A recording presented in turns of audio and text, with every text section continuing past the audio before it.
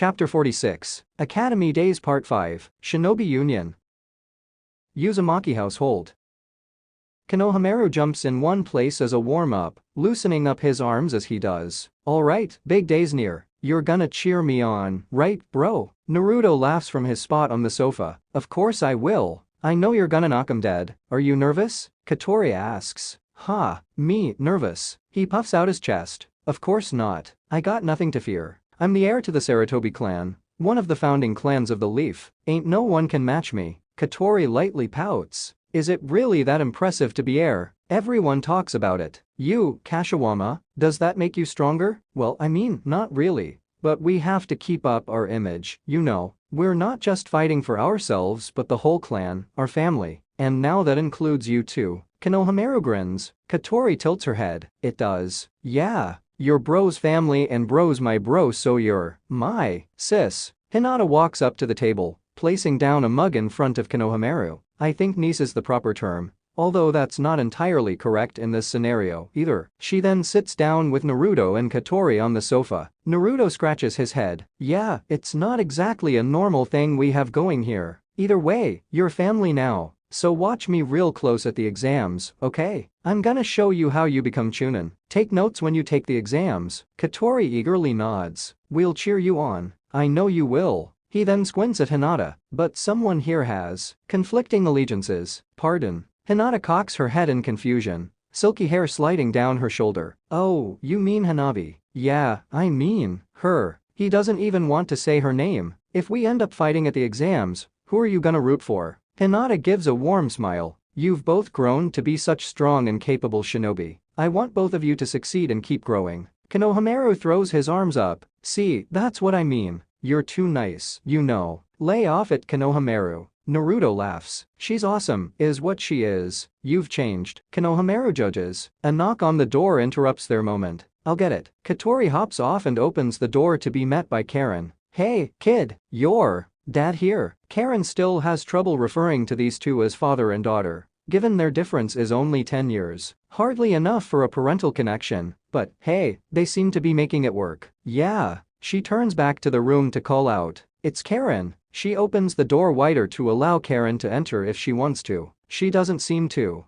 Naruto stands up from his spot and goes to see why his cousins come. Hey Karen, what's up? The other villages should be arriving anytime now. If you want to meet them, you should get going. Thanks, Karen. Hearing the news, Hinata also stands up. We should go meet them now. The other union representatives should be there already. Yeah. Naruto nods and quickly goes back to don his orange cloak before he and Hinata make their way outside. Konohamaru and Katori follow suit. Do you think Matsu is gonna come? Katori asks. Dunno. Naruto shrugs. Maybe. Hinata brushes Katori's hair into a less messy state. I'm sure Matsu insisted on coming with the hidden rain. We're going to meet them anyway. Konohamaru asks with a dark hint to his voice. That woman, Shiada. I know, Konohamaru. Naruto cuts him off, but it's all different now. For all of us, not just the hidden rain. That's the whole point, the union's a thing. Yeah, but still. Konohamaru hangs his head. Hinata pats the younger boy on the back. I can promise you things have changed for the better. All nations have bad history with each other, but we're moving past it. It's still taking time to get used to it all. I'll try not to think about it. Alright, let's go. Naruto flickers ahead, followed by Hinata and Katori, and Karen going with in case her skills are needed. Konohamaru flickers into a different direction, leaving them to do their own thing.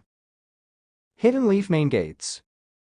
Crowd wouldn't really be the correct term, but there definitely is a very large gathering at the gates. It's only natural the village would want to give the best greeting possible, given that some of the most powerful and most influential people in the shinobi world are set to all arrive today. The 5 Kage, plus members of a multitude of smaller villages which will potentially double the size of the shinobi union. A momentous occasion indeed. Naturally, the representatives of the union are there, ready to meet their fellow villagers after spending some time away. Everyone who's anyone in the Leaf has gathered with them, be it for professional or personal reasons. Two figures in particular stand atop one of the taller roofs that overlook the main gates. Sasuke is sitting down on the tiles, observing, while Sakura stands next to him. I didn't think you'd be interested in this, Sakura notes. I'm not, Sasuke corrects her. I just want to see how this'll all go down. I think that could be defined as being interested, but sure, maybe. I don't know, I just wanted to watch. Why are you up here anyway? He looks up at her. Shouldn't you be down there as a head of the medical unit? Temporary head, until Shizuna comes back from maternity leave. This time she corrects him. I'll go down when I have to. It's not like we all have to hound at the gates in anticipation. Speaking of hounding, Sasuke looks around. I would have thought he'd be here by now. Who? Sakura cocks her head. Hey, you two. An orange blur materializes next to them on the roof, followed by a lavender one. Sasuke, Sakura. Hinata gives them a courteous head bow. Yeah, there he is. Sasuke sighs. Ah, you missed me. Naruto teases. Sasuke shakes his head. Grow up. His light chuckles betrays his admonishing words. I'm going to join the representatives in waiting. Hinata moves to the edge of the roof. Sakura steps towards her. I'll join you. It can get overwhelming down there. She shudders. Sasuke raises a brow. So that's why you were up here. Sakura only grumbles in response. The two young women both flicker down to join the welcoming party. They're soon joined by another Naruto, Karen, and Katori. Sasuke watches as the Naruto below poofs out of existence, leaving the girls alone. Karen is very clearly and deliberately keeping her back to the rooftop the boys are on.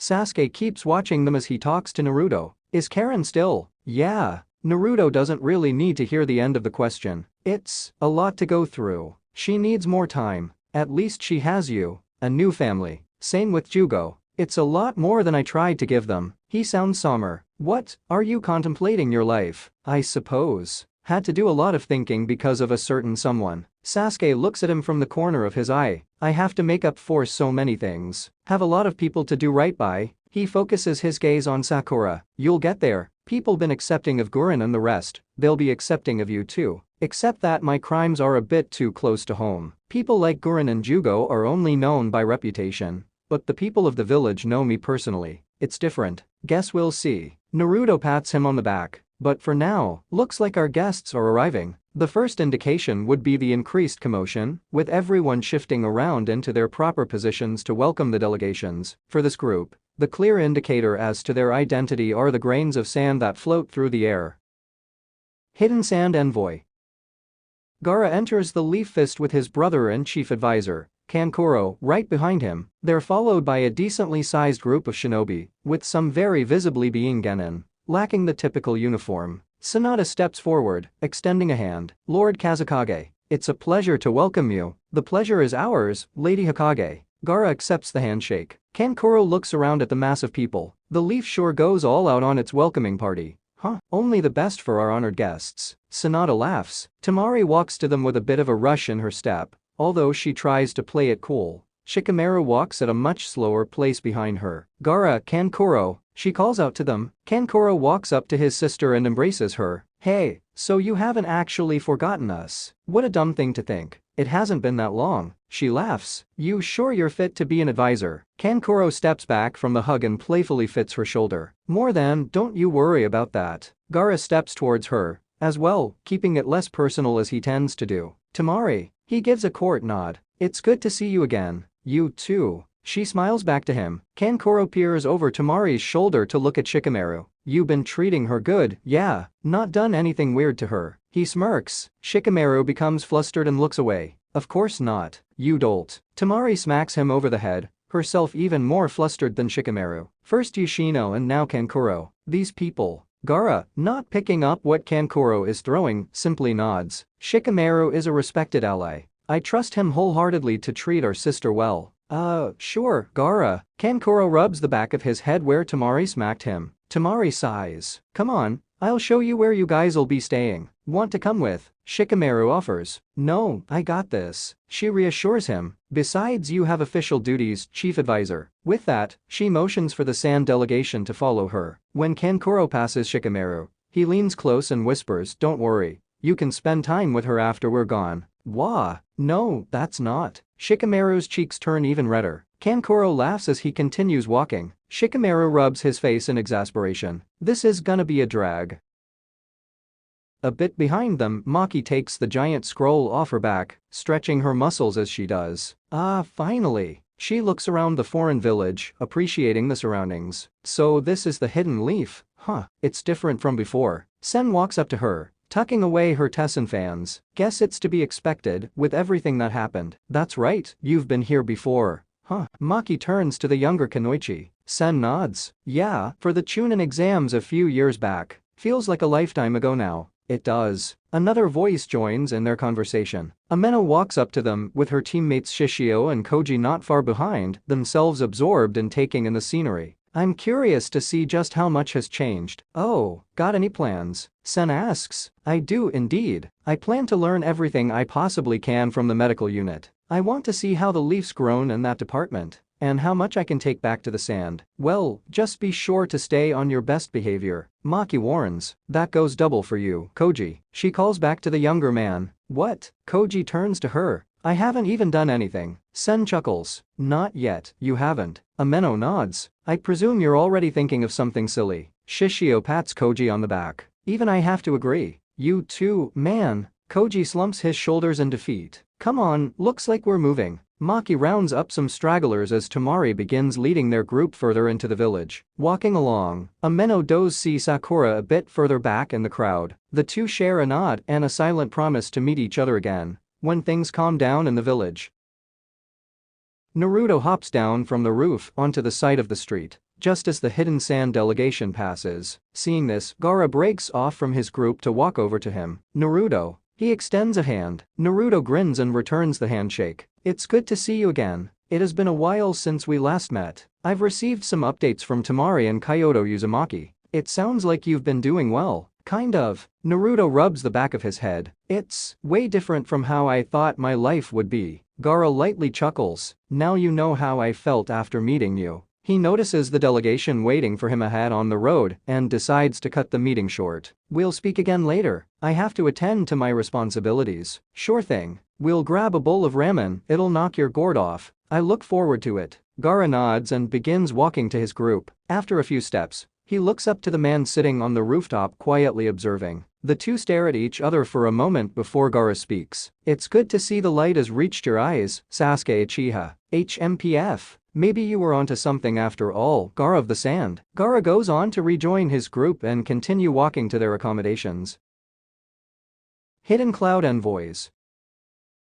The second group to make their way are the loud and boisterous Hidden Cloud Shinobi. Even from a fair distance, one voice resonates and booms loud enough to be heard at the gate. Know the name, know the face. Don't be lame or a disgrace. The killer bee flying through, charging right at you. Make enough noise for two. Yeah. The number's 8, learn to count, or I'll beat you to the ground till roots sprout. Cause I'm both a bull and goat, I'm that ace. So know the name and know the face. By the end, the Cloud delegation has reached the front gates where Izumo and Katetsu are standing to welcome them into the village proper. Instead, they both stare in disbelief at the rapping killer bee, who'd been leading the group. Although it probably was his own choice to do so, B takes a look at both before delivering his final piece. You fools, you tools. Don't mind him. A shakes his head. Get inside, you fool. Must you treat me so harsh, Bratha? B protests. As family, we should support one another. Stepping inside, A is also met by Tsunade as the two shake hands. Rikage, glad you could make it.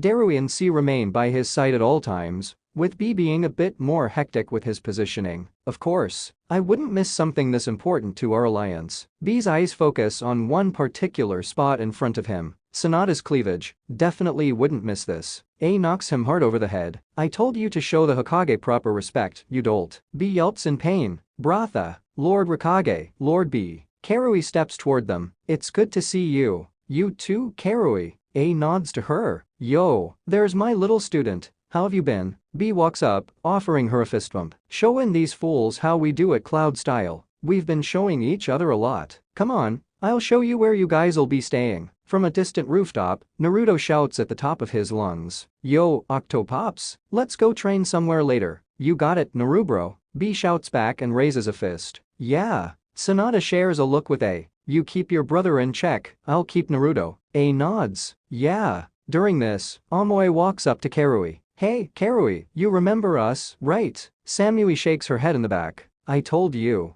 Sticking very close behind Samui is a group of 3 young Kunoichi, visibly still genin, who move wherever she moves. Karui just stares for a moment. He's probably going to go on another tangent. Yeah, why? Oh, good. Amoy breathes a sigh of relief. I was worried you'd spent so much time here. You'd forgotten you're from the Cloud. Maybe life here was so good, You started thinking you always lived here and forgot everything. Karui turns around without a word, leading the cloud shinobi into the village. Hey, wait up, I both missed you and didn't miss you. Karui sighs. Samui, could you give me a normal update? Samui chuckles. We'll catch up, don't worry. The three young Kunoichi look around the village streets, taking in what they're seeing. Samui-sensei, this village doesn't look impressive. One of them states, with the other two nodding in agreement. She's right, this doesn't look like a place that can raise strong shinobi. One of the others adds, our village conditions the mind and body. But this. The third one also comments, don't be quick to judge, girls. Samui warns them, remember, underestimating your opponent is one of the biggest mistakes you can make as shinobi. That's not something you can afford to do as Chunin. Yes, sensei, they say in unison. Hidden water and hidden stone envoys. Arriving at the same time, the water and stone villages walk through the gates, led by Meichirumi and Inoki. Mizukage, Tsuchikage, welcome. It's been a while, Hokage. Mei shakes her hand. Inoki floats up to do the same. You appear to be well, Slug Princess. Better than you, I imagine. She smirks in response. Don't you think it's about time to retire? Inoki chortles. I'll outlast all of you, just watch. I suppose we shall. Mei chuckles. Has anyone else arrived yet? The Kazekage and Rikage are already here. No one else, though. Tsunade answers. So we're still waiting on the small villages. Inoki rubs his chin. Tsuchikage, it might do us well to not refer to them as small, if we're to be allies. Mei warns. Pa. He waves her off. It's what they are, no point in pretending. Besides, I still think it's far too early for any of this. We've only just began building a foundation, and we're already looking to double the members of the Shinobi Union. Yes, so you've said. Tsunade sighs. But we reached a compromise, didn't we? Under protest. Because you stubborn kids wouldn't stop yapping about it. Inoki crosses his arms. You're one to talk about stubborn. Tsunade mutters under her breath. What was that? Inoki flies closer, squinting his eyes. Oh, nothing of importance, dear Tsuchikage. Tsunade puts on a big smile for him. Why don't you rest up from your long journey? I'm sure you need it. Inoki hums and flies towards it, and who's been waiting in the back? Come on, boy, you can catch me up on everything on our way. Akatsuchi and Kuretsuchi gather the rest of their party and walk with him. As they pass, Kuretsuchi gives an empathic smile. I apologize for all of that. It's quite alright, Kuretsuchi. Mei smiles. I've grown accustomed to stubborn men. She then turns to Tsunade. And we'll have to put up with many more in the coming weeks. That we will, but I have faith. Either way, it's good to know it won't be just us two in all of this. The rain and grass have some womanly power, as well, don't they? They do. Tsunade nods. I'm just still not sure about either of them. The leaf has a complicated history with the rain. Huh, you could say that. Still, I hope it won't come to clashing heads. Mei motions for her group to prepare and begins walking towards Kiri. We'll just have to wait. As more and more people enter the village, Karen seems to somehow get more anxious. She breaks away from Hinata and Sakura, who do end up following her to make sure she's okay, to talk to one of the Leaf Shinobi stationed by the gate. Hey, excuse me. Karen beckons one of them. Yeah. She fidgets for a second, trying to build up to the question on her mind. Do you have any information on the hidden grass? Did they arrive already or, far as we know, they're on their way? We don't know when they'll arrive, though, right? Right. She nods and takes a step back. Thanks. Is everything alright, Karen? Sakura places a hand on her shoulder. Yeah, all good. Just wanted to check something. She gives a very light and very fake smile. Are you waiting on the hidden grass in particular? Hinata asks. No, it's just, look, I just wanted to check. That's all. She moves past them to get toward the back of the crowd. I'm not a prisoner anymore. I don't need an interrogation. I'm sorry, that's not. Sakura begins to offer an apology, but is cut off by Hinata. Sakura, I think it best to leave her to it. She's not one who responds well to pushing. Yeah. Hidden Waterfall Envoy.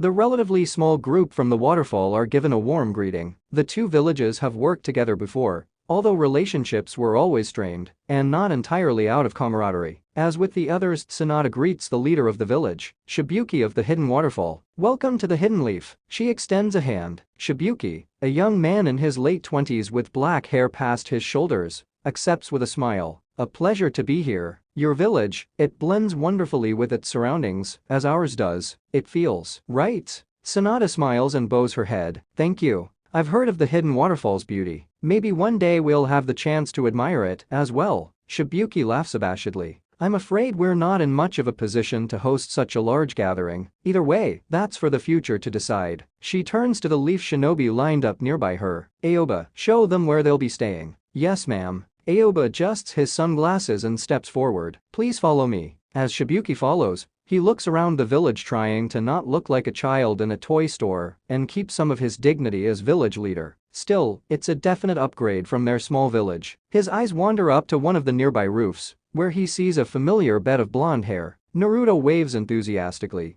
Shibuki waves back less enthusiastically. Dignity, after all. Well, time really has flown. Huh, Shibuki mutters to himself. Naruto was a young genin when his team aided the waterfall in their time of need. Now that loudmouth brat has grown into a respectable young man. Hidden Frost Envoy. The smallest group so far, the Frost Shinobi are dressed in white to gray clothes and a brown flak jacket. Their clothes appear somewhat thicker than most others, which makes sense given how cold their land can get. Some roll up their sleeves or unzip their flak jacket. A change in wardrobe is definitely in order once they settle in. One man, his main distinguishing feature being his headband worn as a bandana, steps forward to meet the Hokage, taking the offered handshake. A rare Kano of the Hidden Frost. Welcome to the Hidden Leaf. He bows his head. We are honored to be present for this momentous event. Genma here will show you to your designated accommodations. She motions to the Jonin standing at attention nearby. We'll send word when everyone is present and has had to set up. Genma nods and steps forward to lead them into the village and show them the way. Hidden Rain Envoy.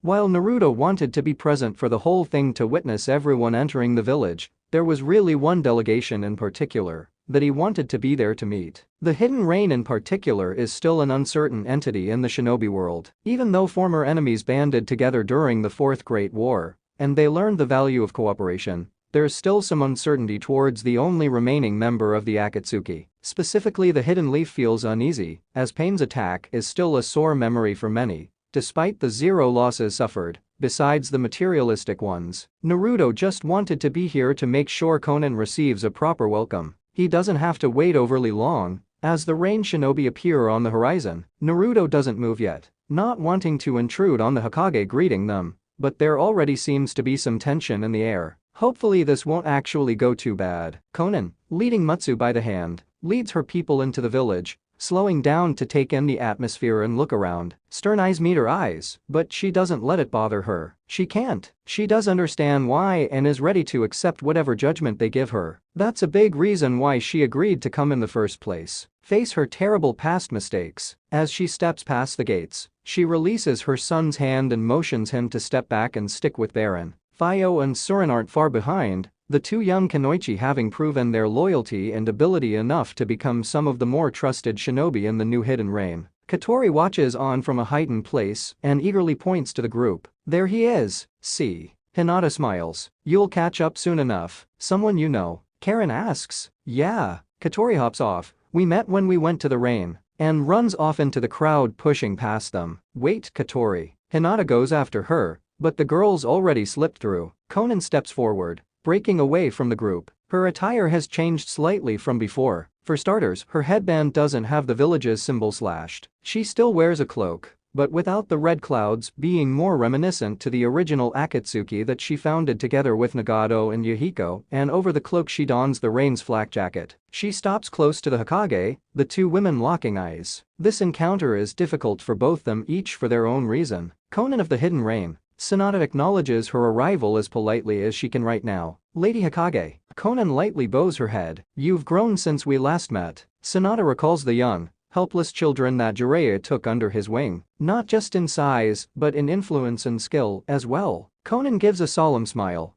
I had an excellent teacher. Sonata's smile drops. He was. From the crowd, a small form bursts out from behind the adults. Katori heads directly to Mutsu, a wide grin on her face. Mutsu. You're here, she calls loudly and runs right into him, enthusiastically grabbing his hands. Katori, Mutsu yelps in surprise. Hi, it's good to see you again. His purple hair is cut a bit shorter now, not hiding his eyes entirely. Still he lowers his head in slight embarrassment to try and hide his eyes and light smile. This probably is attracting some attention, and he was warned beforehand that his mom and the leaf have a complicated history. Sticking out might not be overly helpful. I can show you around the village, take you around, and we can train together. It'll be great. Yakimaru and Shoto make their way out of the crowd as well, but have the sense to keep their distance and not interrupt the arrival of a foreign village. Yakimaru and Matsu give a distant hello. Somehow, seeing this girl excited to see another kid from the rain eases the mood around. Seeing the future generation this happy to be together makes them remember the entire reason they're here. The lesson they learned during the Fourth War. Sanada sighs and extends a hand. Welcome to the Hidden Leaf, officially. The kids also reminded her of what's most important right now. Thank you for having us. Conan accepts her hand, officially. It's a bit of an awkward handshake, but tensions have eased up. This might not be a total disaster, after all. This is the moment Naruto chooses to flicker right next to Tsunade, a grin on his face. Hey, Naruto. Conan's smile brightens. How are you?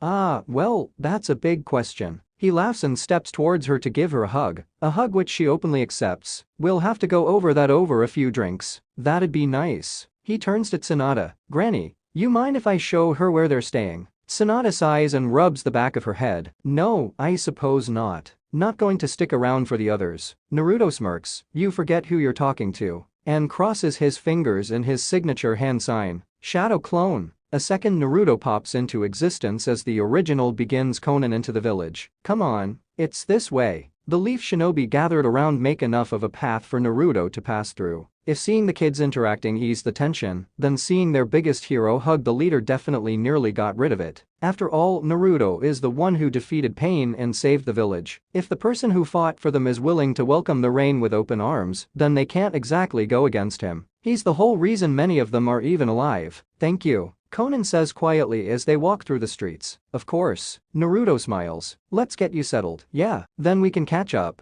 Naruto sees Hinata nearer the front of the crowd, who motions toward Katori, who kind of just invited herself onto the scene. Naruto silently reassures her that he'll keep an eye on her.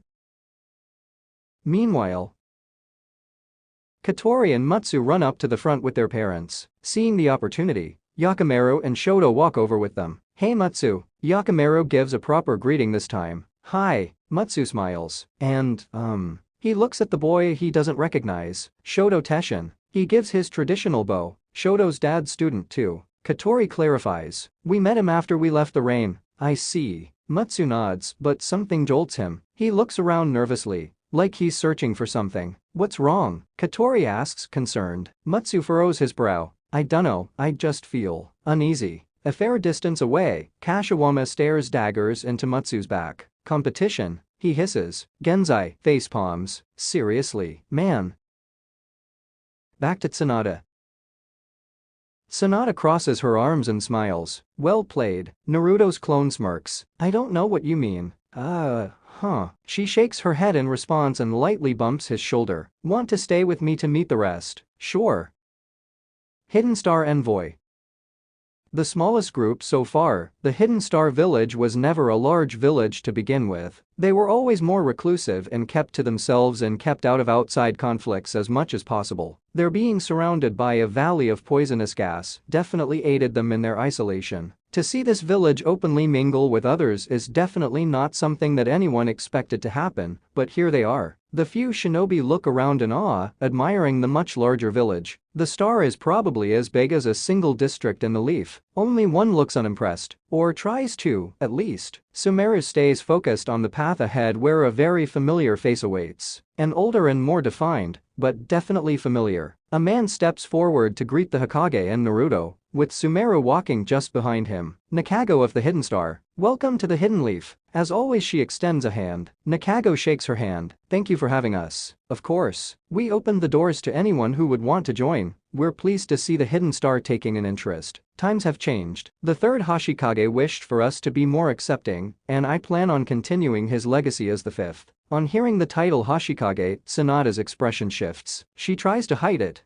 but poker face has never been her strong point. Nakago notices her change. Is something the matter? He asks. That's to be discussed later. For now, Raito will show you where you'll be staying. We'll have plenty of opportunity to talk during the meeting. Raito steps forward and motions them to follow. Nakago gathers all his shinobi, little as they are, while Sumeru steps toward Naruto. Look at that. You actually look like a shinobi now. he teases. Naruto smirks. Could say the same for you. You actually managed to learn anything these years. Just watch. I'm next in line to become Hashikage while you're lazing around in your comfy village. I'll outrank you in no time. I'll be sure to remind you how wrong you were when I become Hokage first. The two step only inches away from each other. It's not a hostile atmosphere, but the two are definitely getting heated. Sumeru, let's go. Nakago calls out. Lucky he bailed you out. Sumeru pats Naruto on the shoulder. Yeah, you better run. Naruto calls out as Sumeru walks away,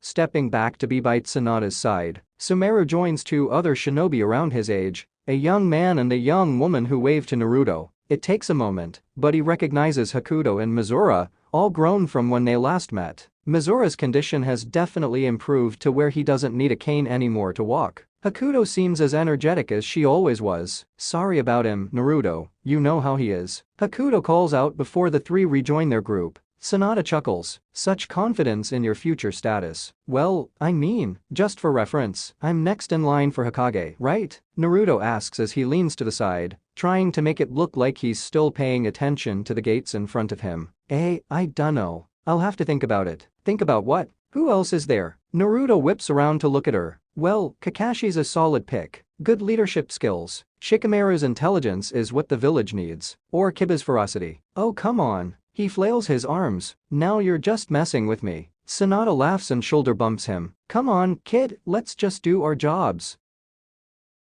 Conan POV. Conan opens the window to her room and leans over it, looking down to the streets of the Leaf. You've rebuilt well. I'm glad you're doing well. It took a while. Naruto leans on the wall next to her. It wouldn't have been possible if Nagato didn't bring everyone back, but we got back to our feet. Maybe, but rebuilding wouldn't have been needed if we hadn't attacked in the first place. I fully understand why people are apprehensive. She closes her eyes in contemplation. I have a lot of work to do if I'm to do right by everyone. You're already on the way, don't worry. We've come a long way cause of the Fourth War. The 5 villages learned to get over their fights and work together. I'm sure they'll come to understand you like they understood each other. I hope you're right. Conan straightens herself to look at Naruto. I'm sorry I couldn't be there for you. You're here now. He reassures her. That's enough, and we might need you for everything to come. The great beasts. I heard about this new threat. The Hidden Rain will be your ally no matter what. Of that I can assure you. Thanks. He smiles. Is everything good in the village? For the most part we've chased away the few remaining Hanzo loyalists. We're tracking them down. But we have to focus on rebuilding and restructuring. But we'll get there. Good. He nods. You know, you don't have to stick around with me. I'll be fine. You can go back to your Hokage. We can always meet up later. You sure? He asks. Yeah. She nods. Don't worry about me. Thanks for being concerned. She steps away from the window and comes closer to Naruto, reaching over to his headband. The 2 small little horns he had custom added to his headband. It suits you. I'm sure he'd be proud of who you'd become. I hope so. Naruto smiles. I try to honor him, but I dunno if I'm doing a good job. Trust me, you are. She ruffles his hair. Come on, get out of here. Be with your people. Naruto nods and heads out the room. I'll show you around later. Kids, he calls down the corridor. Wanna head back? Can't we stay here? Katori whines. Naruto rubs the back of his neck and looks to Conan for permission. She chuckles in response. Go, I'll keep an eye on them. Alright. Naruto flickers away to return to the front gates. Naruto's clone disappears in a puff of smoke only for the real Naruto to hop in his place. He stays quiet for a moment before turning to Tsunada. But, I'm next in line, right? Oh, don't you start too. She reprimands him. Naruto chuckles. So, who do we have left again? Hidden Mountain and Hidden Grass. Mountain. You think they really might be the ones behind it all? Naruto turns more serious. I don't know. On one hand, the glove seems to fit with what Sasuke and Awaji pieced together. But then why would that Kappa beast attack them if they controlled them? Keep your eyes open, Naruto. For now, we'll just be cautious around them, right? He gives a firm nod. Hidden Mountain Envoy. The Hidden Mountain Shinobi enter the Leaf with a medium-sized group, definitely bigger than the other smaller villages, but still nowhere near what the 5 great villages had in numbers. Either they really want to show off their strength, or this is a small group for them. Then again, in just a year, the Land of Woods and its Hidden Mountain village have taken in what was once the Land of Rice Paddies. along with its remaining shinobi, and have practically full control over the land of hot waters and the hidden hot waters village. They're definitely at their strongest, although whether they could rival the Five Nations is yet to be seen. If anyone was to try to disrupt the status quo, they're a good candidate. The mountain is a village that hasn't been the most open to others and has been adamant about not wanting to be a playground for the big nations wars. Not much is known about them beyond the bare basics. Kaido Marusakata, as he's known to the general public, walks in with confidence, striding up to the Hokage. Kaido Marusakata of the Hidden Mountain. Welcome to the Hidden Leaf. She's almost getting tired of saying the same thing to everyone. Lady Hokage. He bows his head. Thank you for extending an invitation. I hope there's no bad blood after our previous meeting. Of course not. Those politics were more for the daimyos than us, after all. We can't let that get in between our own relations. I'm pleased to hear that. Kaido Maru smiles. Naruto Uzumaki, it's a pleasure to see you again. I'm afraid we didn't have the chance to speak back at the capital. I hope to change that now. He offers Naruto a handshake. Yeah. Naruto accepts it, slightly apprehensively. If you want to, then who am I to refuse? Yeah, excellent. I'm sure we'll get along swimmingly. Kaido Maru gives an eerie smirk. Tonbo here will show you where you'll be staying. A leaf shinobi, the entire top part of his head wrapped in bandages including his eyes, steps forward. This way, please. I look forward to a continued partnership. He bows his head before parting ways. Lady Hokage, Naruto. His four most trusted follow right behind him, Mizushi Usui, Kuga Nekomata and Takeshi Amori. For the purposes of this visit, she is a Chinoika, since Sasuke Uchiha knows about her Kitsurigan. She has the perfect cover as to who she is. As Kuga passes with her faithful feline companion, Norineko, the puma hisses at some nearby canines of the Inyazuka clan. Kuga pats her on the head to calm her down. It's alright, dear. You'll get your chance. Sasama Fuma hops in place to get Naruto's attention. Hey Naruto. Sasama. He waves back. You're here too. She walks over to him seemingly in a hurry, not wanting the others to leave her behind. Yeah, if everything goes well, they pick me to be the Hidden Mountains representative. Isn't that great? Guess I'll get to work with the Hidden Leaf, after all. She grins. Yeah, that's awesome. He then crosses his arms, trying to appear serious. Be careful, though, this is hard work with a lot at stake. Like you're one to give that kind of talk. Sonata shakes her head. Oh, don't worry. I know exactly what I'm doing. You're not the only one who's changed after all these years. She quickly looks back to see the tail end of her village's group. Oh shoot, I gotta go. We'll catch up later. She runs to catch up with them. Sonata chuckles. Well, aren't you the popular one? Looks like it. Really puts everything in perspective. Huh, everything we've done to get to this point. Naruto smiles. Sonata raises a brow. I expected you'd give some kind of cocky remark. Nah, I'm just happy how everything's worked out so far. He turns his head to her and grins. Alright then, we might make a Kage out of you yet. From the corner of her eye, she looks down the path the Hidden Mountain took. Still, for them to pick a Kunoichi who hasn't been part of their village for long. If they really were planning something, you'd think they'd send someone they know they can trust. Hidden Grass Village. With all but one village remaining to arrive, Karen becomes a nervous mess. She tries to keep a calm exterior, but Sakura and Hinata aren't fooled for a second. Sakura sits next to her. Karen, yes. Karen cuts her off. Just, don't, okay, don't. It doesn't take too long for the last village's envoy to enter the village, receiving the same warm welcome all the previous ones have. Maybe it's the sight of them, or maybe it's how well received they are, or maybe it's both. But the moment Karen sees the headbands and the woman leading them inside, she hops off the elevated place she was at to observe. I gotta go. She tries to turn her back to Sakura and Hinata right away and not let them see her expression. And before you even start, don't. She warns them, knowing they'd just ask even more questions. Sakura was beginning to stand up when Karen told them not to bother and stays like that for a moment, unsure and concerned as to what's going on. She's never mentioned anything until now. Hinata watches the road Karen took to leave. I could keep an eye on her to make sure she's okay. Sakura sighs and sits back down. No, that's a whole privacy issue we better not get into. You're right, let's just let her open up on her own. Hinata turns her attention back to the Hidden Grass envoy. Something happened with the grass, that much is certain. This might be a lot to ask, but do keep an eye on her, okay? You live closer to her, Sakura requests. I will. Hinata nods. Back at the gate.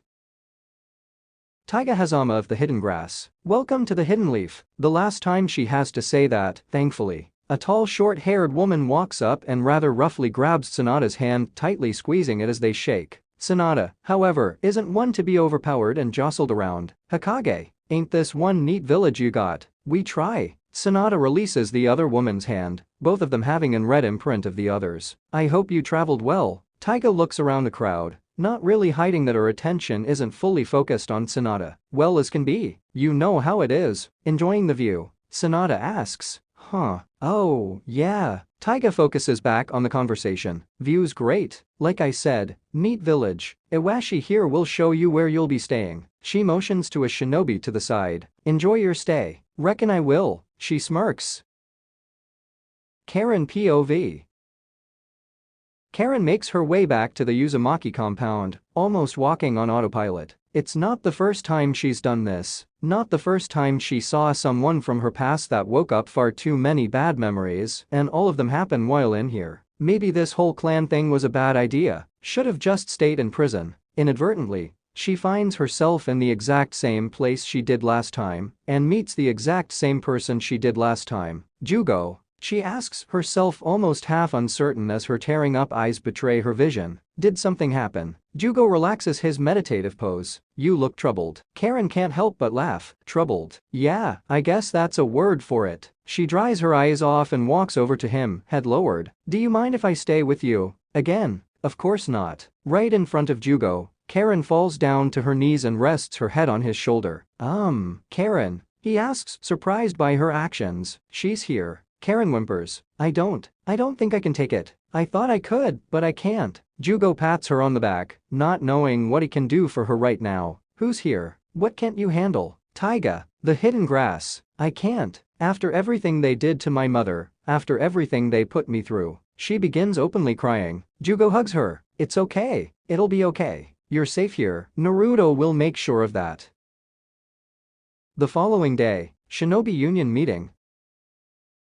The 5 Kage of the 5 great villages, the founders and currently only leaders of the Shinobi Union member, are sat at a straight table. 5th Hokage, Tsunada. 4th Raikage, A. 5th Kazekage, Gaara. 5th Mizukage, Meitarumi. 3rd Tsuchikage, Inoki. Behind them are sat 5 shinobi from each village, the people picked to represent their own village and the borders of the allies. These, of course, include the representatives stationed in the Hidden Leaf: Hinata, Hyuga, Karui, Tamari, Kiri, and Itten. On a semicircular table facing the 5 Kage are the leaders who'd arrived just the day prior. Konan of the Hidden Rain is leaning forward with her hands on the table. Shibuki of the Hidden Waterfall is trying his best to sit still in this slightly overwhelming atmosphere. Kaido Marusakata of the Hidden Mountain is sitting in a more relaxed position, slouched down in his chair. Nakago of the Hidden Star and self-proclaimed 5th Hashikage is fiddling with the folder on the knee table in front of him. Arare Kano of the Hidden Frost is sitting very formally and very still. Taiga Hazama of the Hidden Grass has her feet up on the table. Behind them, similarly to the Kage, are a select few of their more trusted shinobi, be they ones who will be selected as representatives or not. Some, like the Hidden Mountain, apparently already have an idea as to who will be sent where, and Sasam Fuma is present in the room to take in any details that might pertain to her future job. Taiga looks around the room. Sure looks like an audition. Way we're all set up. I'd say that's precisely what it is, Konan states. Well, I don't much care what you say, Akatsuki. Taiga gales in response. Kaido Maru chuckles. Already picking a fight you can't win? Huh, Taiga, eat me. Tsunada stands up from her chair after very deliberately slamming her hands onto the table. Not loud enough to cause much of a disturbance, but loud enough to make it clear this line of thought is to stop. Nakago breathes a sigh of relief. These villages definitely have disagreements spanning decades that they haven't been a part of, so this is really out of his territory. Let's not forget what we're here for. Tsunada takes the lead by addressing the hopeful members of the union. We're here to bring about change to the shinobi world, and we do that by working together. Arare speaks up in his rather monotone voice. As crude as Taiga is, I'm inclined to share her concerns. The Akatsuki were a force to be reckoned with, bringing about great turmoil throughout all our lands, and yet we're to trust one of its members. Great turmoil, you say? Gaara says in an even tone that matches Arare. Leans on the table, intertwining his fingers. Our history is nothing but turmoil, Lord Arare. We have all wronged each other in many ways, be it openly or covertly. We have been at war and we have stabbed each other in the back. Arare nods. And all of that served a purpose. The Akatsuki had their purpose as well. It simply wasn't one we agreed with, Kaidomaru interjects. When the 5 great villages fought their wars, it was in our territories. How many of you saw purpose in foreign armies leveling your land for their own gain? You're willing to overlook each other's mistreatment for this union, but not the hidden reigns. He raises a brow. Very picky, aren't you? Thank you, Lord Kaidomaru, but it's alright. Conan bows to him. I don't plan on making excuses for myself. When the Akatsuki was originally formed, we sought to bring unity to the hidden reign and had goals not too dissimilar to this shinobi union. However, being exposed to the cruelty of the world made our vision clouded. I aim to fix that and am prepared to do anything deemed necessary to do that. For what it's worth, I think moving past old grievances will prove the best course of action for all of us. Nakago nervously looks around the room. Easy for you to say. Shibuki glares at Conan. Some of us have lost dear people. That's not something you just forgive. No one expects that of anyone. Young Shibuki. Inoki sighs. However, we are all equal in this. We've all lost people and we all want to move on. Well, would you look at that? Taiga mocks. Even the fences are done and went soft. I've merely come to realize the errors of my past judgment, Taiga Hazama. I hope you all will do the same. Conan taps on the folder in front of her. We reviewed the condition and agree with them. Opening borders and sharing information. That goes without saying. There's some opposition within the reign, but we're also to share our technological advances as well. It's thanks to them that I was able to survive, and with Lady Hokage's medical knowledge, I believe it can be strengthened to save many lives. Sanada nods. We're going to spend a lot of time together. If there's still any disagreements, I hope we can come to settle them in time. Before we continue with any further discussions, I do believe there's other matters of importance we must address. She turns to the leader of the hidden mountain village, Lord Kaidomaru. I ask that you return the Sharingan that you confiscated. The Kage don't react to this revelation, having already been informed of what Sasuke reported a month ago. The smaller village leader, however, react in shock and surprise of varying degrees. A rare of the frost keeps his cool. Taiga is as animated as ever, Shibuki and Nakago less so. Conan only narrows her eyes. So you heard. Kaidomaru laughs before turning his jovial demeanor around. And why must I do such a thing? Lady Hokage. I think that's obvious. Those Sharingan belong to the Hidden Leaf's Uchiha clan. They belong with us, they belong with the last surviving Uchiha.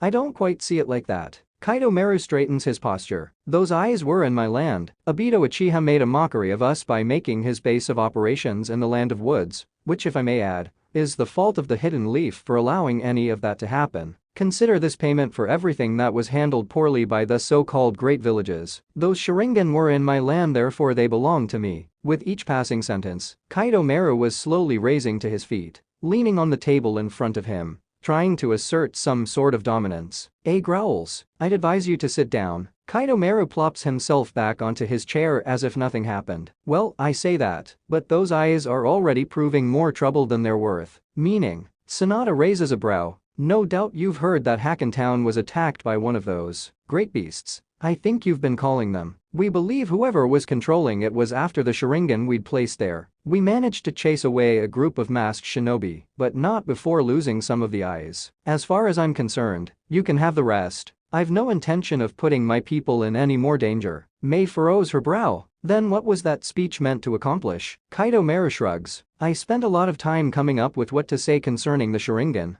I wanted to get it out of my system, at least. Had a lot more I'd planned to say, but that attack changed things. The Hidden Mountain will return what Sharingan have survived. A rare size. You are an unpredictable man, Kaidomaru Sakura. Taiga looks disappointed. And here I was hoping for a rumble. Conan turns to the Hokage with a concerned look. If the Sharingan are a target, will the Hidden Leaf not be in danger itself? We have the means and strength to defend ourselves. There are multiple security measures we can take not at the disposal of other villagers. How mysterious. Kaidomaru chuckles and motions to his entourage behind him, signaling one of them to come to him. Mizushi walks forward with a large scroll in his hands, stopping right beside Kaidomaru and handing it to him. Thank you, Mizushi. He takes the scroll and places it on the table. This storage scroll contains all the Sharingan left, the last remnants of one of the greatest clans in history. And you're willing to part with them so easily? Gaara questions with suspicion. I can assure you it was not easy, Lord Kazekage. We've had time to consider our options and came to the conclusion this is the best course of action,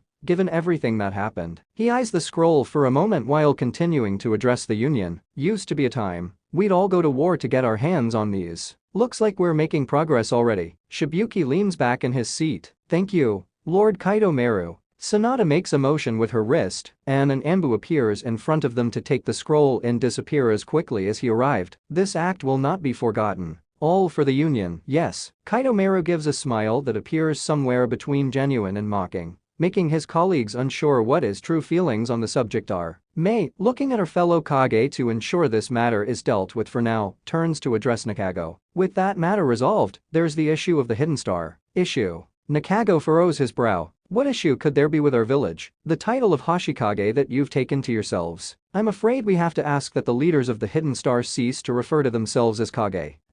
We've carried this title for as long as it's existed. We've every right to call ourselves as we wish. Nakago protests. The title of Kage, Inoki speaks, is not something that was created lightly. It was the 5 great nations who, in their wisdom in allowing the shinobi villages to exist, that granted those titles to their villages. Kage refers not just to a village leader, but one who belongs to a land that has great resources, trade and influence. Characters that your land of bears does not possess, I'm afraid. Mei nods. This is an issue brought up mainly by the daimyo. If our shinobi union is to continue its existence by bridging the peace between our villages and our nations, they've made it clear that the land of bears hidden star village drop the title of Kage. Nakago curls his fists in frustration. You realize what you ask? To admit that we are unworthy, that we are lesser, to strip us of such a thing. Shibuki closes his eyes in contemplation. I would have to agree with the Kage. None of us have ever considered calling ourselves Kage.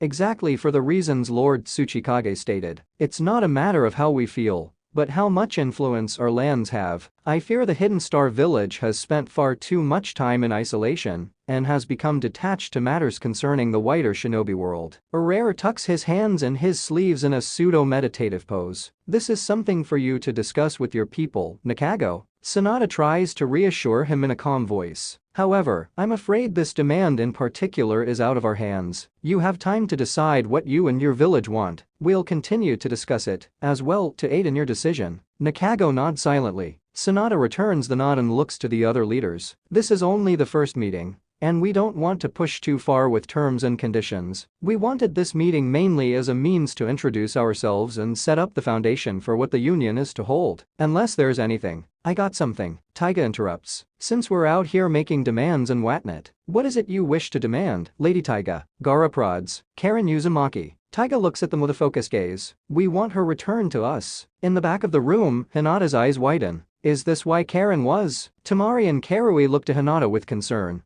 trying not to make it too obvious. She only shakes her head in response, indicating she's not entirely sure herself what the full situation is. Sanada glares. Pardon. You heard me. I know you got her in here. We just want what belongs to us, is all. She motions to Kaido Meru. Since we're in the mood for giving back what ain't ours, Karen Uzumaki is not an item to be traded. She's a member of the Hidden Leaf Village. Sanada glares, her anger rising that such a demand would even be made. And before that, she was a member of the Hidden Grass. Before being so rudely kidnapped, you had no right to make her one of your own, Hokage. We took her in. We raised her. We made her who she is. Taiga growls. We ain't too keen on having our possessions taken from us, is she? She's a person. Sanada corrects her. She's a shinobi. Taiga corrects her. Can preach all you want, but this is our demand. She's a missing nin belonging to the Hidden Grass, and we'll have her back. Sanada slams the table and stands up. Consider your demand denied. She's a member of the Uzumaki clan, and that's the only place she belongs to. The Uzumaki take care of our own, so you'll find no support here. Kairamato narrows his eyes at those words. Easy there, Hokage. This ain't no way for a respected leader to act. Taiga continues debate. The meeting is over. Sanada turns to leave. And if you know what's good for you, so are your demands. A sighs and walks out with the Hokage. Mei bows her head to the village leaders. Thank you for your time. Regardless of how it ended, I do believe progress has been made and hope to see it continue that way. For now, I'd suggest reconvening with your allies to discuss. With that, the first meeting of Extended Shinobi Union comes to a close. A catches up to Tsunade. Hokage. He bellows. What? She whips around. Was that really necessary? He motions to the meeting room they just left. Losing your temper like that. Sanada crosses her arms. You're the literal last person to talk to me about losing temper. He scratches his head. HRM. I know that. But we need to keep our cool and not make a mess of things. Even I can do that. And what if someone told you to hand over your brother? She asks. She shakes his head. That's not the same. Sure it is. She turns around to continue walking. A follows after her. Why were you so defensive about this girl, anyway? You know what she's done, who she is. That's exactly why. I know she was dealt bad cards in life, and now she has the chance to fix it. And besides, she's family. I'm not giving away family, Rikage, and that's that. You stubborn ox. Kaido walks down the corridor followed only by his four most trusted, the other mountain shinobi having left on their own. He looks annoyed. Takeshi comments from behind his Oni Ambu mask, his voice slightly muffled. You look annoyed. Nothing of the sort. Kaido says in a very annoyed voice. Still, that went as well as expected. Mizushi sighs in relief. You played the part well. Think they suspect anything? Maybe. Too early to tell. He keeps his answers short. Mizushi, Takeshi, and Kuga have known him long enough to know to not poke him when he gets like that. Uzumaki take care of their own. What a joke. You didn't take care of anything when we were being taken and treated like disposable tools. Kaido slams the wall next to him. And that Taiga, she's one of the people who did that to us. Her and people like her. He grits his teeth and growls. Come on. Kaido shouts an order. We're not letting anything distract us. End of chapter 46. Chapter 47. Academy Days Part 6. Shinobi Union Part 2. Karen sits on Naruto's sofa hugging her knees, with Jugo right beside her for support. Naruto himself paces around the room, while Hinata sits with a concerned look, worried about Karen. Sanada sighs. I'm sorry. I didn't know just how deep this all went. It's fine. Karen's voice comes out muffled. I wasn't exactly opening up about it either. I don't want to go back. Of course you're not. Naruto swings his arm dismissively. You belong with us, and no one's gonna change that, right, Granny? Naturally. Sanada reaffirms. Still, this all creates an awkward situation for everyone involved. Why didn't you say anything before? She leans back in her chair and rubs her temple. This is just going to be one headache after another. I didn't want to jeopardize the union, Karen explains. I thought I could just tough it out, but I couldn't forget everything that happened. And apparently neither can Taiga. Look, you don't worry about Taiga. I'll keep her in line. Would probably be better if you just stay here for the time being. Try to limit your time outside the compound. That's fine. Karen nods. I'm used to being a prisoner anyway. Naruto takes a rushed step to the sofa, stopping in a crouched position in front of Karen. No, that's not what this is. Granny just want. Karen interrupts him with a bump him on the shoulder. I'm kidding, cousin. I know. It's probably better for me anyway. I'll be here as well. Jugo nods in reassurance. Hinata turns to the Hokage. You don't think the grass would try something, do you? Sanada shrugs. You of all people should know that anything should happen during negotiations. That's. Hinata's shoulders slump, remembering the incident that led to her uncle's death. The hidden cloud's different now, even if I had my reservations at first. I know they are, and I trust the Hokage to not do something stupid, at least for now. But the grass? Difficult to say. I'll keep some Ambu around just in case. She warns Naruto. I spend most of my day meditating. Jugo adds. I should be able to sense them during that time. We should warn the rest of the clan as well. Hinata says. Yeah, they gotta know. Naruto agrees. That could cause a panic and alert Taiga and the rest that we're arming ourselves. Sanada cautions. It could backfire. Doesn't matter. Naruto is firm. If you think something can go down,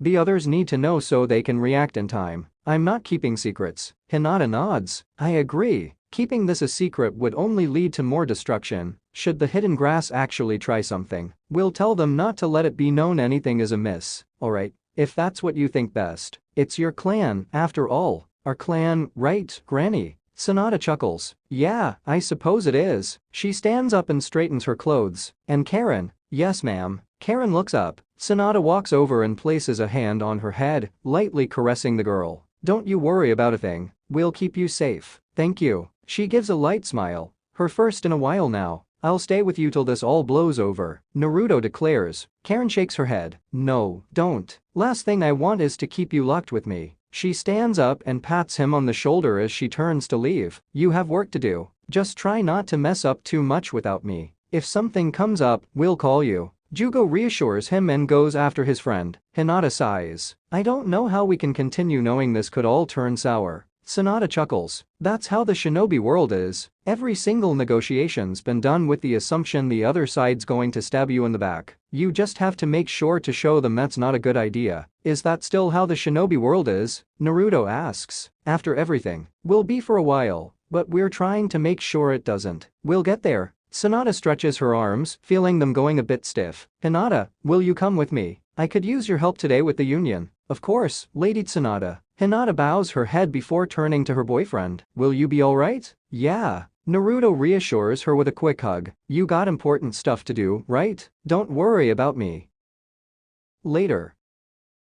Karen leans on a railing to catch her breath. Not really how I thought this would go. Thought I was done hiding and cowering. That's not what we're doing. Jugo stands by her side. Sure feels like it. We're much better off than before. We're free to live actual lives, we're treated like normal people, and we do good work. Karen chuckles and steps away from the railing. Maybe you're right. Sorry. I'm not exactly in the best place right now. You've seen me in a lot worse places, and you've done good. She pats him on the chest. Come on, let's go meditate in that garden of yours. She begins walking down the streets, inviting Jugo to walk with her. The statues don't disturb you anymore. He follows. No, I guess not. She then adds to herself. Maybe it's the company. In the other place? Darui places down an empty pick on the plate and picks up another dango. These really are great, he says while chewing the latest set of sweets. Don't talk with your mouth full. Samui reprimands him. He gulps down the food he was chewing. Sorry. Chijuro laughs. I do agree, though, better than what we have in the mist. Kuretsuchi picks up another set of dumplings herself. Maybe it's all the moist air. Ruins the flavor. He chuckles in response. Maybe it is. Karui, Itten, and Kiri all nod sagely, having known it'd be wise to show their friends and allies this place. We've had time to do reconnaissance and establish a network here. Itten laughs. And that involves more sweet shops than a single village needs. Kuretsuchi raises a brow. Itten shrugs. The Leaf have a sweet tooth, who knew? You didn't strike me as someone who enjoys this kind of food, Karui. Samui turns to her former teammate. You pick up on a few things when you live with the Leaf's Akamichi clan. Karui rubs the back of her neck. You're lucky. Itten muses. The Akamichi sound better than the Inyazuka. Those people are wild, to say the least. Especially the leader. He shudders. Which clan were you with, Kiri? Chijuro asks. Saratobi. Sounds like I lucked out in the draw there. He chuckles. I'll trade you. Itten offers. What? No. Tough it out. Kiri protests. The stone shinobi presses. Come on, man, remember when I saved your ass back in the war? Would've been Zetsu food if I wasn't there. Yeah, and I saved yours a few times too. We're even.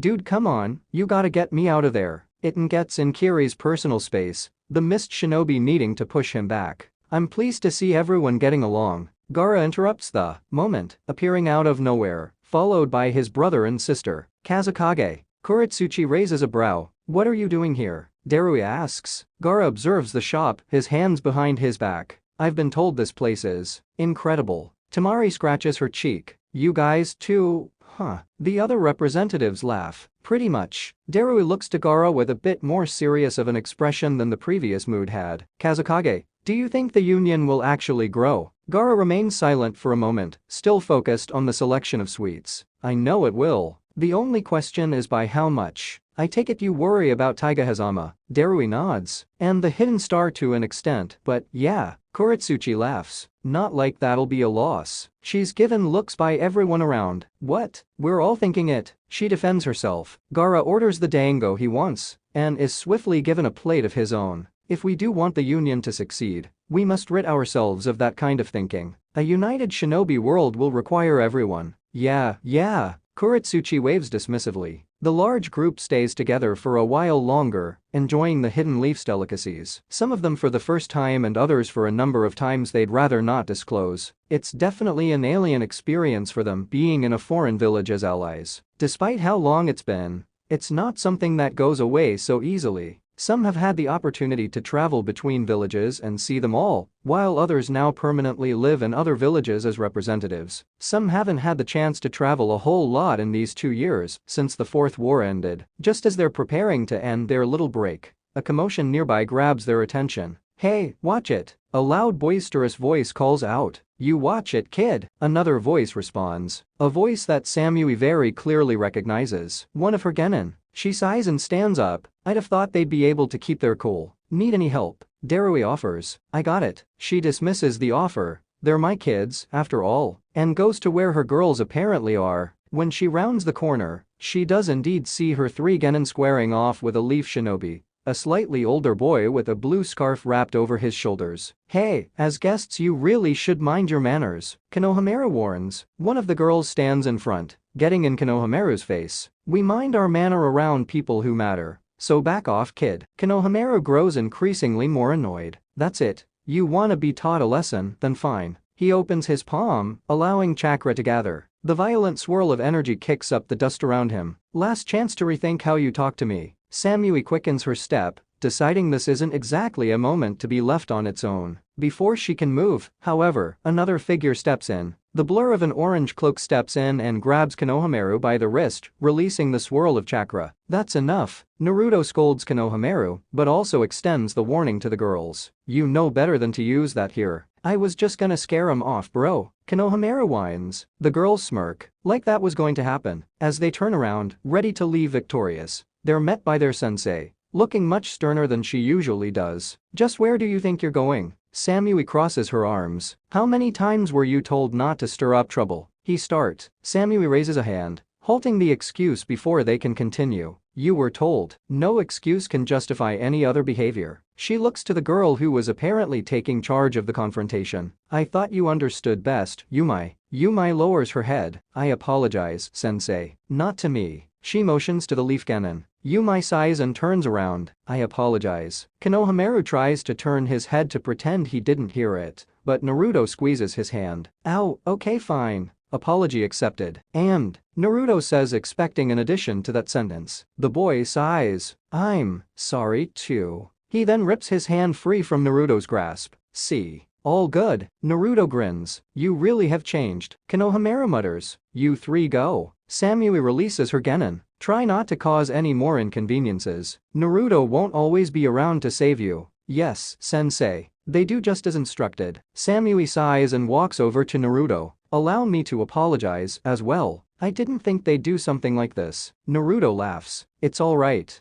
I can't really fault them. I did something similar at my first Chunin exams. How are you, Samui? Konohamaru looks between the two of them. You know her, bro. Yeah. Samui let me, Hinata, and Katori stay at our place when we were in the cloud. I see. Konohamaru squints his eyes as if examining the woman. Samui chuckles. I'm well, thank you. It's good to see you again after so long. Yeah, what's it been like? A year. He looks behind Samui. The road the 3 girls from earlier took. Are those my genin team? Yeah. Huh. You really became a Jonin sensei. Huh. Didn't think you'd already have a team ready for Chunin. They were already capable Kunoichi right out the academy, but I'd like to think I polished their skills. And this boy is your student. She looks at the young genin.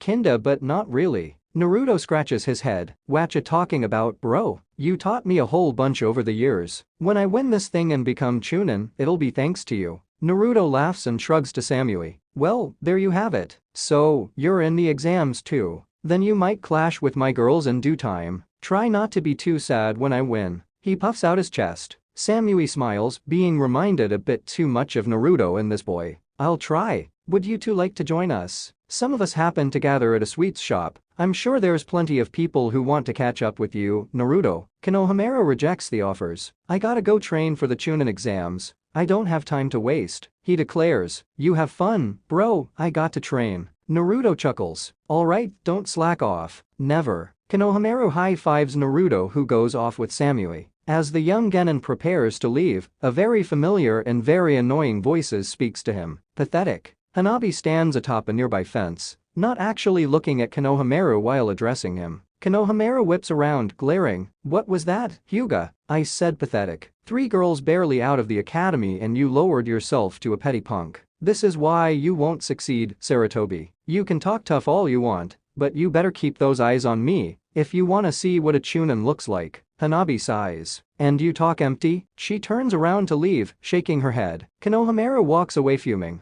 Over at the Amaguriyama sweets shop, Samui rejoins the group with Naruto in tow. Hey, whatcha all doing here? Naruto greets them, taking a seat next to Gaara. Samui wordlessly sits with Darui, with everyone save for Naruto. Noticing that she sits a bit closer than one normally would, that closeness definitely causes Karui to raise an eyebrow, having not seen her former team leader be like this. Well, the heroes got time for us. Kuretsuchi chuckles. Naruto laughs. Yeah, you know, I figured you'd all be lonely without me. Definitely quieter, that's for sure. Karui jokes. We were admiring the variety of foods the hidden leaf has to offer, Gaara states. It's definitely a unique flavor. Oh, you ain't seen nothing. Just stick with me. I'll show you all the good places, Naruto declares. By that you mean the one ramen place you go to? Tamari raises a brow. I mean, yeah. Naruto becomes flustered. But it's really good. You all gotta try it. Chijuro smiles. Maybe we should. We have some free time, after all. Then let's go. It and stands up and offers to go get more food. The entire group of 11 shinobi stands up, and after returning the empty plates that once had their dango served on them, they make their way to Chiraku Ramen, with Naruto leading the way.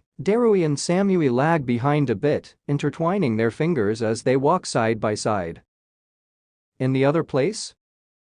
Kaido Maru sits atop a concrete pillar, looking over the leaf, not as much as the giant stone faces but still looking over a village that will most definitely be his enemy one day. He's not sure exactly when they'll clash, but it's definitely going to happen. He will keep his identity a secret as long as he can. His own Uzumaki clan, his involvement with the great beasts. The hidden leaf and Naruto Uzumaki will be the greatest thorn in his side. Can I help you? He asks, not looking away. Is it a rematch you want? Sasuke steps on the pillar next to the one Kaido Maru is sitting on. You gave back the Sharingan. I did. Thank you for reminding me, I'd forgotten. He remarks. I'm not in the mood for jokes. Kaido Maru looks at him from the corner of his eyes. No, you don't seem the type. Why? After everything you went through and all the cryptic messages and threats. What's your endgame, Sakata? Endgame. Kaido Maru slowly stands up. My endgame is to not get any more of my people killed. Apparently someone dangerous is after the Sharingan as well, so if anyone's going to be attacked for them, I'd rather it not be us. I already told this to the Hokage, you could have asked her about it. Sasuke remains motionless, staring right at his foe. I had to hear it from the source. I didn't hear anything about the mask. Where did you get it from? Kaido Maru shrugs. I found it while scavenging Obito Uchiha's lab. He had a few of them. A lie, but maybe Sasuke wouldn't know the full details. Obito did keep a few masks, after all. And it just happened to have an ability unlike anything anyone had ever heard of. Sasuke grows more suspicious. Anyone besides Madara Uchiha and Obito Uchiha, that is. Kaido Maru continues to spin his web. They possessed more knowledge than you. I can say that much for certain. Let's make one thing clear. I don't trust you or anything you say. You're up to something. I'll be keeping an eye on you. Well, if that's what you truly believe, then your first mistake was telling me about it, Sasuke Uchiha. Kaido Maru hisses the name. Your lot have already caused the world enough grief. Don't think I'll take your threats sitting down. I'd advise you don't ruin things more than you already have. You're a relic. Your eye's a relic. A time best forgotten. With that, Kaido Maru hops off the pillar and onto the balcony below, connected to his room. Inside, his three companions are calmly sipping tea, aware of the situation, but not concerned about it. He pulls the curtain closed and nods to Takeshi, prompting the Ambu captain to go through his hand signs to create an invisible field that surrounds them. The energy emanates as an expanding sphere originating from Takeshi's hands and encompasses the whole room. The room is clean. I triple-checked. Takeshi informs them. Thank you, Takeshi. Kairomaru lowers his hand. And now you've given away your eyes, Kuga says. True, but the Uzumaki clan is already fully equipped, and we have a few spares that were lost when the Kappa attacked Hackentown. We've no further use for them, and now any possible suspicions may be alleviated, Mizushi says. Now we just have to play our part, Takeshi says. Be the allies they expect us to be as we bide our time. I hope it comes sooner than later. If I have to see one more in Yuzuka, I'm going to rip their throat out, I swear. Kuga crosses her arms. Mizushi remains standing with his hands behind his back. We've remained patient for so long. We can't allow everything to crumble at the very end. Yes, I know. She waves dismissively. So now we just need to play the role of the happy allies to this little shinobi union. Precisely. Kaido Maru. Just until I can figure out how to empower this thing. Kaido Maru places a hand to his face. A jutsu formula spreading and surrounding his eyes. One of his eyes changes into a red color with a swirling pattern. Mangekyo Sharingan. However, his other eye is different. Rather than red, it turns a pale white, veins popping on his temple. Byakugan. It's only this accursed Byakugan that refuses to evolve further, but I'll get there if it's the last thing I do, Kaido Mero declares. Taiga Hazama POV. Taiga Hazama walks through the streets with some of her more trusted shinobi. She uses the opportunity to not only to explore, but also to scout. Finding the Uzumaki clan district is an easy enough task. It's not exactly hidden. However, they're prevented from going anywhere near it. An Enbu flickers in front of Taiga, holding out his hand. You do not have permission to enter the premises. Taiga narrows her eyes. I'm just here for some socializing. Talk to an old friend. You do not have permission to enter the premises. The Enbu repeats himself in a sterner voice. Taiga snarls. Fine. She walks away with her entourage. When they get further away, one of the grass jonin says quietly so only their group can hear. There's Enbu stationed all over the village. I believe they might be following us. For Enbu, they're not doing a good job of hiding. Another states. Taiga sharks her head. Because they're not trying. They're a warning. That Hokage. If she thinks she can keep my property from me. One masked Enbu in particular watches from the nearby rooftops, undetected. He takes out a brush and small scroll, painting a few tiny mice that spring to life from his scroll and skitter away. Don't get too close. Sai warns his creations, but whatever you do, don't let them out of your sight.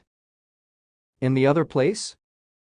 Katori watches in awe as Mutsu uses his paper jutsu to float in the air, two small paper wings protruding from his back. His control is clunky so he can't move freely in all dimensions just yet, but he can move up, down, and to the sides. Whoa, you can fly, she cheers. Mutsu smiles widely. Kind of. Mom taught me a lot of things I didn't even think were possible. Katori conjures a feather in her hand and holds it up.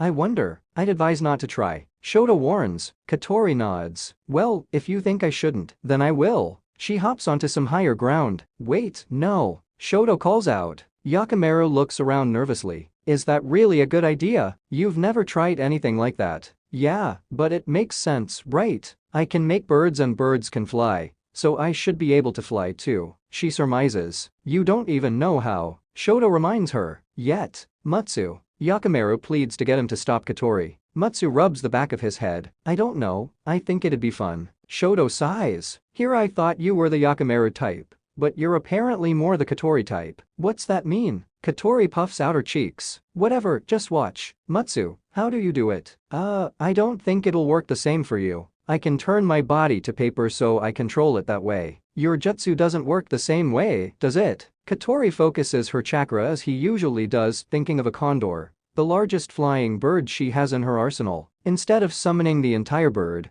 she only summons the condor feathers behind herself. Large black feathers materialize and come together on her back, magnificent black wings flapping once, causing a gust to blow over the area in front of her. Once done, she breathes in and focuses once more. The wings flap violently and fly upward, but leaving her behind on the ground. Katori looks up to the wings flying without her and pouts. I mean, yeah. Shoto says as if expecting this to happen. You know, you're being very unsupportive right now, Katori argues. Shoto shrugs. I'm just being realistic. You're not going to get something like this on the first try. If it was this easy, everyone could fly. We could try to brainstorm something. Yakimeru tries to offset some of Shoto's attitude. It's not like there's a guide for these things. Katori grabs one feather that falls down from the wings. All I have is the name of a dead clan in a little book with some vague descriptions. I have to learn all this by myself. She looks down at the feather. Shoto shrinks back and mutters. Sorry. It's fine. Katori dismisses the wings, ready to try it again. Were you so set on the flying now? Yakimeru asks. Cause it looks fun. She grins, trying to push away the previous mood. If I'm a bird, I should be able to fly. Makes super sense. You're not actually a bird, though. Yakimeru stares. Details. She waves his worries away. Without them realizing, another presence had stepped within their small circle. A young boy of dark brown hair with a tuft of lighter brown. Kashiwama slams his hands on the ground, erecting a pillar of earth that reaches Mutsu up in the air. Kashiwama stares the rain boy down, arms crossed. State your name and intentions. Mutsu looks around confused. Sorry. What are you doing? Katori face palms. I'm making sure this one's good. Kashiwama continues to stare.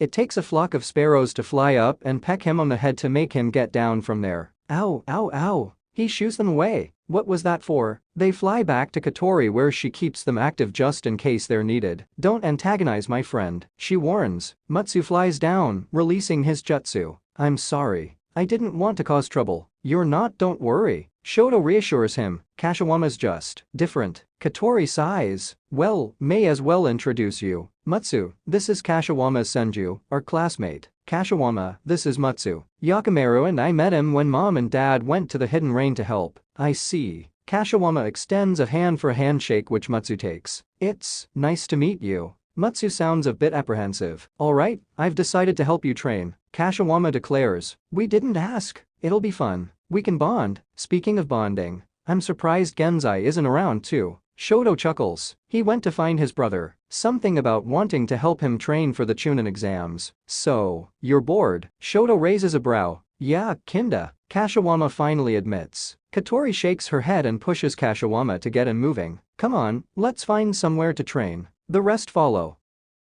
Naruto POV.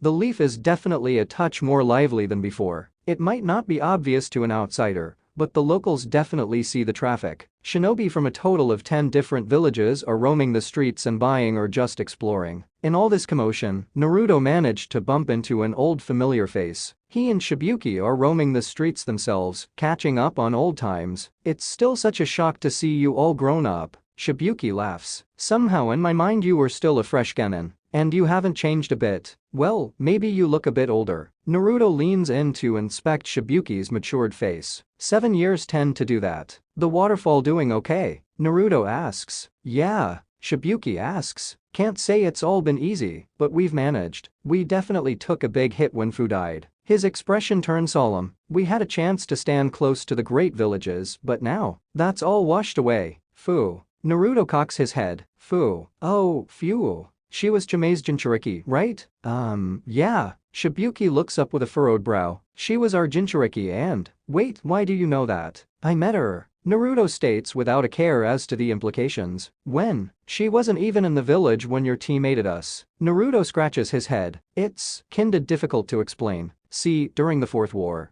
I met up with all the tailed beasts, and I also met the spirits of their hosts, since they were kinda brought back to life for a bit. It's weird. She seemed nice, though, even more energetic than me. I feel like I'll need a more detailed explanation than that. When you said brought back, did you mean the Ito Tensei, the second Hokage's infamous jutsu? Yeah, that's the one. All the Jinchuriki were brought back to fight us, but we freed them and they managed to pass on peacefully. I see. Shibuki closes his eyes and exhales in relief. At least it's good to hear it was resolved. I do agree, though, she can match your energy quite well. I'm sure you would have gotten along if you'd met. Maybe. Naruto smiles. But her spirit still lives on through Chimei and me. Gonna honor the last Jinchuriki best as I can. Thank you. I'd like to honor Fu as well, but I don't know how I can when her killer is attempting to join the alliance. I heard you played a role in the Hidden Rain's pardon. Naruto's mood dampened slightly. Conan's different now. So I've been told. I'm not as inclined to believe people can change so easily. I don't think it was easy at all. She lost her friend, the last remaining person she was really close to.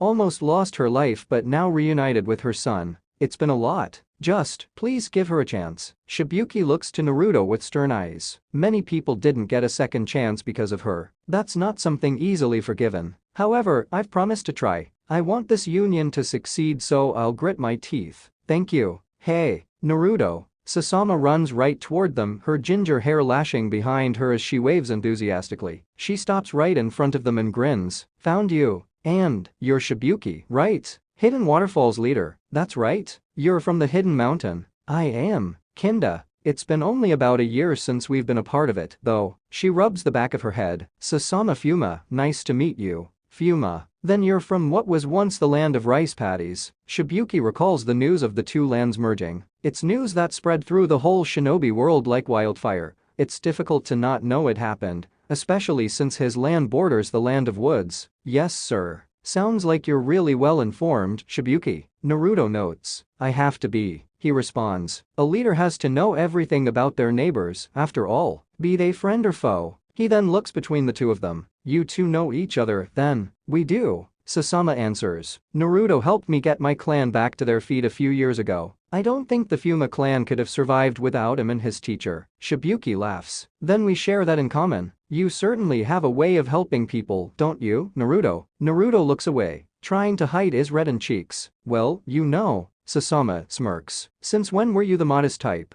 Would have thought you'd be pounding your chest with pride at what a hero you are, right? Shibuki laughs. That's much more in character. Naruto grumbles. Why does everyone feel the need to gang up on me? After having a good laugh at Naruto's expense, Sasama looks between with a hint of nervousness. I know I probably shouldn't be asking, but she turns to Naruto. How much do you know about the meeting? Gra. He stops himself, masking his near slip-up with a cough. Lady Hokage told me what happened. Shibuki kinda filled me in too, right? You know, I really hope this thing goes through. It'd be great if we could all be allies. But from the look of things, this is the nature of negotiations. Shibuki explains. Not everyone is going to agree on everything. You can't allow something like that to get you doubting. All in all, it could have gone much worse. Maybe it could have. Naruto shrugs. But there's a lot of people who want it to happen. So I know they'll try to make it happen. We just gotta trust them, okay? He gives her a reassuring grin. As the group walks down the streets, making small talk, it doesn't take long for them to run into a somewhat odd sight. As they turn the corner, discussing the future of the Shinobi Union, they see another Naruto with Shinobi from the Hidden Star. Naruto. Sasama stares between the two of them. A few minutes earlier, Naruto seems to have a lot of fateful encounters this day. Two shadow clones already met up with old friends, and this one is not that different. Sitting on a bench at a nearby park, three Shinobi from the Hidden Star mull over their village's fate and its potential status in the Union. Sumeru, a young man of shoulder-length green hair, Hakuto, a young woman whose brown hair is tied up in a spiky ponytail, and Mizora, a pale young man with short dull purple hair, except for two longer bangs framing his face. Sumeru is by far the most animated and clearly does not care who hears him. So what if this union is the future? You're saying we should just abandon who we are? Mizora shrinks in his seat and mutters. No, that's not. Hakuto stands up in her friend's defense. Lay off it, Sumeru. You think you're the only one affected by any of this. This might come off as a shock, but we care about the village just as much as you. Yet you have no problem with their unreasonable demands. A voice interrupts their argument. Geez, I think the Hidden Star can hear you. Naruto approaches, giving a mock salute. Yo, Naruto. Sumeru walks over to him. Did you know about this? About you being loud? Yeah, I gathered. Naruto jests. No, about your union wanting us to stop calling our leader Hashikage. Sumeru explains. Yeah, I heard. Is that why you're shouting at each other? Naruto walks around Sumeru and smiles at the others. Hey, you two. How you doing? Hey Naruto. They both greet. Don't ignore me. Sumeru remains as loud as ever. Naruto sighs. Look man, I just found out today. Alright, it's not like I make any decisions about the union, that's the Hokage's job. Is it really that bad, though? Mizora sighs. Please don't get him started. Of course it is. Sumeru protests. How would you like it if you were told you can't use the title Hokage? But that's not gonna happen. The leaders of the 5 great villages are called Kage. It's just how it is. Naruto answers. No one would make that demand. Sumeru clicks his tongue. And here I thought you'd understand. Guess I was wrong about you. He storms off and sits on the next bench over. Naruto scratches his head. Look, we're not kids anymore, you know. I learn we gotta look at the bigger picture. It's not always about what we want but what's best for everyone. Thank you for understanding, Naruto. Hakuto leans back, giving up on convincing Sumeru. Gotta say, I'm surprised how much you've changed. I keep getting told that. Another voice interrupts their conversation. Naruto. He turns around to see Sasama, Shibuki, and himself. Hey, guys. Both Narutos greet the group they weren't with until now. Everyone raises a brow and stares at them both. What? The Naruto asks, confused. You were a shadow clone the entire time. Hakuto asks. Maybe. One Naruto shrugs. Or maybe I'm the real one. The other Naruto adds. This is weird. Sasama blinks. There's 2 of them. There's a lot more out in the village. It's really convenient. Naruto grins. This way I can talk to everyone at once. Shibuki laughs. I'd expect nothing less from you, Naruto. When he stops, he takes a closer look at the people the other Naruto was with. You're Star Shinobi. Huh. And you're? Sumeru stares. The hidden waterfall leader. You were going on about how we should stop using Hashikage as a title. Shibuki turns to him. It's only natural. Hakuto gets up and stands in front of Sumeru. Don't start again. Just drop it. This isn't your call to make, and you're only going to get us thrown out. Maybe it's for the better. Sumeru storms off, heading down the street. Hakuto facepalms. I'm so sorry. It's alright. Shibuki reassures her. You seem to be much more relaxed about what was said at the meeting. It's not like. I'm not upset about it. The whole reason we've been isolated is because we didn't want to be a larger nation servant. We didn't want anyone else to dictate how we should live. But I suppose that's what it means to be a small village in a small nation. Huh? I'm afraid so. Shibuki nods. It's not easy for any of us. Waterfall, mountain, frost, grass, even rain. We've all had to follow someone else's orders if we wanted to remain on top. Even with this new union. We're not going to be equals, but we're not going to be stepped on like we have. It's a necessary step and we're all making sacrifices. I guess Mizora contemplates. It's not fair to just think about ourselves. It's like you said, Naruto. We have to think about what's best for everyone. He looks up to the two Naruto. Which one of you was it that said it? Sasama looks to the two remaining star shinobi. Say, how do you two know Naruto, anyway? Oh, he helped us a long time ago. Practically saved the village from being taken over by someone we trusted. Hakuto explains, brushing her bangs as a distraction from the embarrassment that they were betrayed by one of their own. Shibuki chuckles. That's exactly what happened in the hidden waterfall too. Not long after I took over. Same. Sasama nods. How many people have you saved, Naruto? Both shadow clones rub their heads. These things just keep happening around me, you know. I'm just glad we were able to help. I suppose it's safe to say none of us would be here if not for you and your team. Shibuki looks over the gathered group. I suppose that fact is enough reason to at least try to get along with the rain. I make no promises, however. One of the Naruto pat him on the back. You won't regret it, I promise. The other Naruto addresses the group. How about we all go for some ramen? Celebrate our reunion. I suppose I could go for some. Shibuki agrees. Sure. Sasama sounds eager. Mizora and Hakuto share a look before turning to the rest. Yeah, let's. Alright. The two Naruto drape their arms over each other's shoulder, beginning to walk towards Ichiraku Ramen. As they walk, one of them disappears in a puff of smoke, leaving behind only one shadow clone. Shibuku stares at them as they all follow. Which one was that? The others shrug. Outside of the hidden leaf, Naruto, one of many, walks in between the trees to a spot very special to him. Passing through the forest enough to where the surrounding trees no longer block his vision, he sees the marked stone he was looking for, marked with the symbol plus for teacher, with one kunai atop it, connected to two other kunai lodged to the side. This is the spot he and Konan had picked to honor their sensei. And as expected, Konan herself is quietly sitting in front of this very stone. Naruto walks out from behind the trees, not attempting to mask his presence. Figured you'd be here. Konan turns her head lightly and smiles. I suppose I should expect nothing less of a sage to find me so easily. Naruto walks over and sits down with her. Didn't use my senjutsu. I just thought you might be here. Yeah, I was just thinking. If I'd realized my mistake earlier, if I'd tried harder to convince Nagato, sensei would still be. Naruto interrupts her by placing an arm around her shoulder, pulling her into a hug. Don't. Konan remains silent for a moment, stunned by the hug, but gives a brighter smile than before. You know, I'm older. I should be the one reassuring and encouraging you. Maybe. But you didn't really get to have a childhood, did you? I was blessed with a home, with friends. I didn't have to risk my life to survive like you did. So don't feel like you gotta be an adult when you didn't get to be a kid first. Konan wraps an arm around him as well. That definitely sounds like something Jiraiya-sensei would say. But I still have to be somewhat of an adult, for Matsu's sake. Hey, I'm still a kid and I adopted Katori. You'll be fine. Konan laughs, joined shortly by Naruto. The two remain at the marker for a much longer time than any of them intended. They share stories of Jiraiya, be it of him as the Toad Sage or the Pervy Sage. They reminisce of the lessons he taught, some useful, most useless, but mostly they sit in silence, just enjoying each other's company. Naruto and Hinata home.